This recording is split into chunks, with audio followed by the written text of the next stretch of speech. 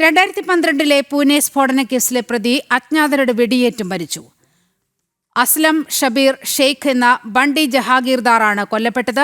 മഹാരാഷ്ട്രയിലെ അഹല്യാനഗർ ജില്ലയിലെ ശ്രീരാംപൂരിലാണ് സംഭവം. 2012 പൂനെയിലെ ജംഗ്ലി മഹാരാജ് റോഡിൽ നടന്ന പരമ്പര ബോംബ് സ്ഫോടനങ്ങളിൽ വിചാരണ നേരിടുന്ന ആളുകളിൽ ഒരാളായിരുന്നു അസ്ലം ഷബീർ ഷെയ്ഖ്. വിവരങ്ങളുമായി എസ് നന്ദഗോപൻ ചേരുകയാണ്. നന്ദഗോപൻ, ഈ പൂനെ ഈ ബോംബ് സ്ഫോടനം ഒട്ടേറെ പേരുടെ മരണത്തിനിടവച്ച ഒരു സംഭവമാണ്. അതിൽ മുഖ്യപ്രതിയെ ഇപ്പോൾ അജ്ഞാതർ കൊലപ്പെടുത്തിയിരിക്കുന്നു എന്ന വിവരം പുറത്തുവരുന്നു. ലഭിക്കുന്ന വിവരങ്ങൾ എന്തെല്ലാം?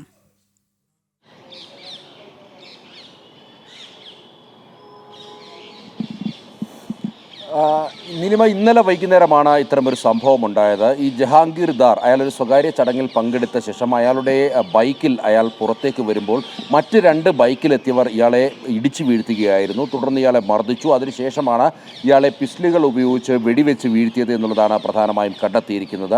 ഈ കുറ്റവാളികളെ സംബന്ധിച്ചിട്ടുള്ള വിവരങ്ങൾ പോലീസിന് ഇതിനോടകം തന്നെ ലഭ്യമായിട്ടുണ്ട് എന്നുള്ളതാണ് പോലീസ് വ്യക്തമാക്കുന്നത്. കുറ്റവാളികളുടെ CCTV ദൃശ്യങ്ങൾ, അതേപോലെ തന്നെ ഇവർ സഞ്ചരിച്ചിരുന്ന ബൈക്കിൻ്റെ നമ്പർ പ്ലേറ്റിൻ്റെ ദൃശ്യങ്ങളടക്കം ഇതിനോടകം തന്നെ ലഭ്യമായിട്ടുണ്ട് എന്നുള്ളത് പോലീസ് വ്യക്തമാക്കുന്നു.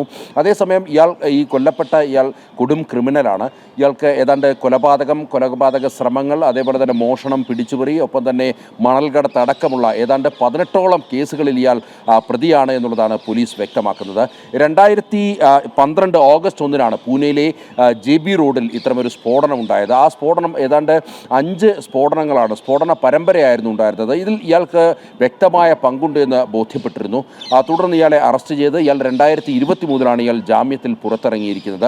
മാത്രമല്ല 2006 സൈന്യത്തിൻ്റെ രഹസ്യങ്ങൾ ചോർത്തിയ സംഭവത്തിലും ഇയാൾ അറസ്റ്റ് ചെയ്യപ്പെട്ടിട്ടുണ്ട്. ഇങ്ങനെ നിരവധി രാഷ്ട്രവിരുദ്ധ പ്രവർത്തനങ്ങൾ മാത്രമല്ല കൊലപാതകമടക്കമുള്ള കൊടും കുറ്റകൃത്യങ്ങളിലും ഇയാൾ പങ്കാളിയായിരുന്നു എന്നുള്ളതാണ് പോലീസ് വ്യക്തമാക്കുന്നത്.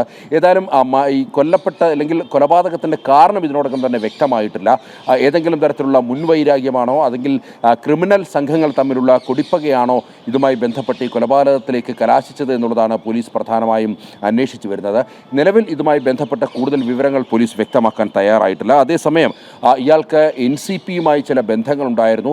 അതുകൊണ്ട് തന്നെ ഈ കൊലപാതകം നടന്നതിൽ തൊട്ടു പിന്നാലെ തന്നെ NCP പ്രവർത്തകർ ഈ ആശുപത്രിയിലേക്ക് ഇരച്ചെത്തുകയും അവിടെ ചില ഭീകരാന്തരീക്ഷങ്ങളൊക്കെ തന്നെ സൃഷ്ടിക്കുകയും ചെയ്തിരുന്നു. ഏതായാലും നിലവിൽ സ്ഥിതിഗതികൾ ശാന്തമാണ്. ഇതുമായി ബന്ധപ്പെട്ട അന്വേഷണം പുരോഗമിക്കുന്നു എന്നുള്ളതാണ് പോലീസ് വ്യക്തമാക്കുന്നത്.